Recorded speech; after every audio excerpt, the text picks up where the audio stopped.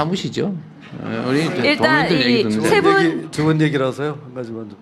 나중에 하시죠, 나중에. 네네. 이건 우리 국민들 얘기 듣는 자리지 뭐. 네, 그 문체부, 국토부, 국방부 장관님 발표 내용을 중심으로 의견 듣겠습니다. 흰색 반팔 입으신 남성분께 마이크 전해드리겠습니다. 네, 자기소개 먼저 부탁드리고요. 네, 발표 안녕하십니까. 내용과 관련한 의견 부탁드립니다. 저는 원주에서 왔고요. 원주시 시설관리공단에서 환경위원으로 일하고 있는 조한경이라고 합니다. 반갑습니다. 세 분 장관님하고 대통령님 말씀 잘 들었는데 오실 때마다 저희 강원도에서 제일 자랑할 수 있는 게 자연경관이고 천혜의 자연이라고 하시는데 저는 자연의 입장에서 좀 생각해 봤으면 좋겠습니다. 자연이 아파요, 많이. 그래서 좀 쉬어야 될 때가 되지 않았나 이런 생각도 좀 하고 있습니다. 그래서 자연경관이 자원인 강원도에서 자연경관인 자원을 자꾸 뺏어가고 망가뜨리려고 하시면 안 되겠다라는 좀 생각이 있었습니다. 왜냐하면 무조건 많이 오시는 게 좋은 거냐, 152만 명이 오신다고 했는데 152만 명이 와서 하루를 주무시고 가는 게 아니라 52만 명이 와가지고 3일을 주무시고 가면 그게 더 좋지 않은가 이런 생각이 있고, 그럴 때만 이래도 자연도 좀 쉴 수 있지 않겠는가. 자연의 입장에서 생각해보면, 주민의 입장에서 생각해보면 무조건 많이 오시는 것이 좋지 않겠다라는 생각이 있습니다. 그래서 문체부 장관님께서 공격적으로 발굴하시겠다라고 하셨는데 저는 공격하지 않으셨으면 좋겠습니다. 자연도 강원도의 자연은 공격받아서는 안 됩니다. 좀 쉬어야 되고, 강원도의 자연은 충분히 강원도 자연 나름대로의 그 상태를 유지해야 됩니다. 공격하지 말아 주십시오. 예. 그리고 국토부 장관님 말씀하셨는데 원주에 혁신도시의 성과가 있다라고 했습니다. 저희 어머님이 혁신도시에서 쫓겨나셨거든요. 왜냐하면 어머니 고향이신데 혁신도시 들어오느라고 쫓겨났습니다. 그래서 신시가지가 들어서서 되게 삐까뻔쩍한 건물도, 그동안 원주에 없었던 30층짜리 넘는 건물도 막 생기고, 그다음에 아파트 값도 아까 말씀하셨는데 2억 이제 엄청 넘어갔습니다. 그런데 사실 그곳에서 쫓겨난 사람들이 구도심으로 몰렸습니다. 그래서 구도심에서 살면서 되게 어려운 부분들을 많이 겪고 있습니다. 그리고 또 구도심에는 고령의 노인들도 많이 계시지만 요새는 또 이주 노동자들도 많습니다. 제가 일하고 있는 상지대학교 근처에도 되게 고령의 노인들도 많으시지만 이주 노동자들도 많습니다. 그래서 사실은 관광과 관련돼 가지고 예전 감성을 자극하는 그런 관광들도 많이 있다라고 생각이 듭니다. 그래서 그런 것을 결부해 가지고 좀 만들어 주셨으면 좋겠다라는 생각이 있고, 또 한 가지 정책적으로 구도심과 관련된, 서울보다는 지역이 균형 발전해서 소외되고 도시보다는 또 농촌이 지역 발전에서 소외되고, 도시 내에서는 구도심이 신도심보다 소외되는 부분들이 있습니다.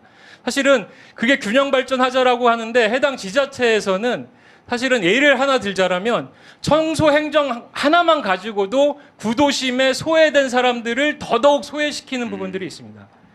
원주시에 여기 국회의원님들 오셨는지 모르겠지만 원주시 시설관리공단이 제가 하고 있는 가로청소를 담당하고 있습니다. 효율적으로 보자라면 신시가지에 사람들 많이 다니고 교통량 많고 눈에 띄는 곳을 깨끗하게 치워주는 게 행정으로 봤을 때는 되게 칭찬받는 것처럼 보입니다. 하지만 정말 필요한 부분들은 구도심에서 소외받고 있는 이런 사람들의 골목길 집 앞까지도 깨끗하게 치워주고 그들이 살 수 있는 주거 환경과 정주 환경과 도시 환경을 만들어주는 거라고 생각이 듭니다. 그런데 지금 반대로 가고 있습니다. 원주시 시설관리공단은 골목길에서 일하고 있는 저 같은 청소 환경미화원들을 빼라고 합니다. 왜냐하면 경제적 가치와 효율성의 문제가 있기 때문에 그 늙은 노부부가 살고 있는 그 골목길의 청소들은 집주인이 하라, 이런 얘기를 하고 있습니다. 그래서 저는 이게 문제라고 생각이 듭니다. 그래서 저는 이런 부분들에 대해서 곳곳이 마을 동네 방네 곳곳이 촘촘하게 공공 서비스를 받을 수 있고 청주행정 서비스를 받을 수 있는 이런 부분들에 대한 대책이 필요하다. 그거 말 안 듣는 데는 조금 엄하게 벌해주십시오라는 부분들이 있습니다. 그리고 이제 넘어올 때 이거 한 가지만 꼭 물어봐 달라고 했어서 이것만 딱 말씀드리겠습니다. 대통령께 궁금한 게 한 가지가 있는데요. 대통령님의 업무 추진비와 특활비를 공개하신다라고 했었습니다. 그래서 얼마나 되고 어디다 쓰시는지를 여쭤보고 싶습니다. 왜냐하면 원주시 시설관리공단에서 시장과 이사장의 업무 추진비 때문에 엄청 문제입니다. 보신탕, 사철탕, 영양탕 90번 넘게 먹은 이사장의 업무 추진비에 대해서 아무도 뭐 얘기도 못합니다. 원주시에서 감사했는데 감사는 그냥 경고로 끝났고 주의로 끝났습니다. 이런 부분들에 대해서 네. 다시 한번 밝히면서 솔직히 정말 대통령님의 업무 추진비 액수와 사용 내역이 궁금합니다. 네, 우선 말씀 감사. 간단한 것부터 얘기를 좀 하면은 나는 업무 추진비를 어떻게 쓰는지 내가 모릅니다. 그거는 규정에 따라 다 이미 공개하고 있을 거고 그건 한번 보세요. 대통령실은 주기적으로 하게 돼 있으니까 한번 보시고 특활비는 내가 김정은 만나 뭘 했는지 이런 걸 다 밝혀야 되기 때문에 그건 쉽지 않겠죠.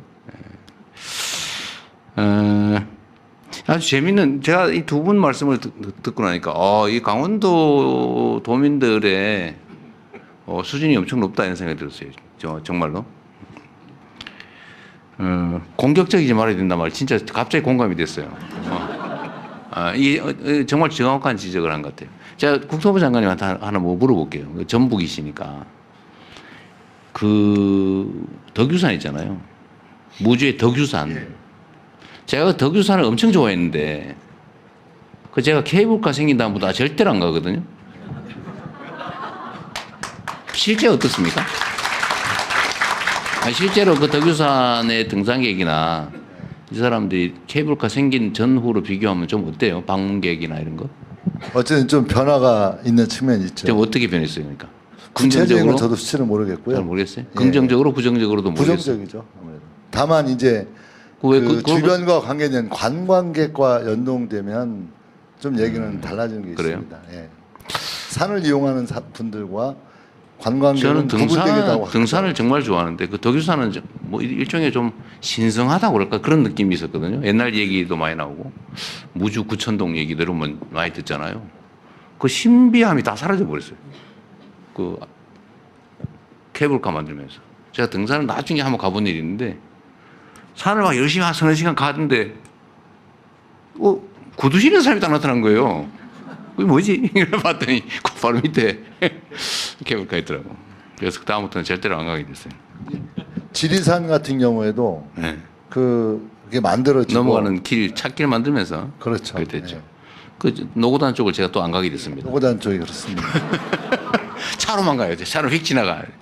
전에 노고단이 참 예쁜 봉우리였는데 올라가기도 어려웠고. 그 말이 공감이 가는데 그건 결국은 우리 도민들의 일반적 정서가 제일 크게 영향을 미치겠죠. 관광 개발이 어느 방향으로 갈 거냐. 인공시설 중심으로 갈 거냐. 아니면 그야말로 천혜의 자연경관을 그대로 유지하면서 접근하기 어렵더라도 접근하기 어렵다는 사실 자체가 자원이기도 하죠. 좀 그런 생각들은 여러분이 판단할 일인 것 같긴 해요. 재미있는 얘기. 구도심이 다 망한다. 신도시 중심으로 가면 구도심이 망한다. 이게 전국의 지방도시들이 다 겪고 있는 문제죠.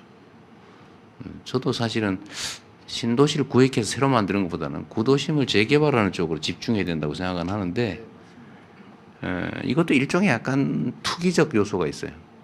그 돈도 적게 묶이고 그 누군가는 혜택을 보는데 구도심은 마치 그 무슨 접이 빠지듯이 쭉 빠져버리잖아, 그죠? 하여튼 도시 정책에 관한 문제 여러 가지 재미있는 생각들을 하게 하는 말씀이었습니다. 네, 여러분의 의견 좀 쭉쭉 들어보겠습니다. 세 분 장관님의 발표 내용을 중심으로 하나 양해 말씀 부탁드리면 조금 더 많은 분들의 의견을 듣기 위해서 압축해서 요약만 핵심만 좀 부탁드리도록 하겠습니다. 이번에는 여성분 의견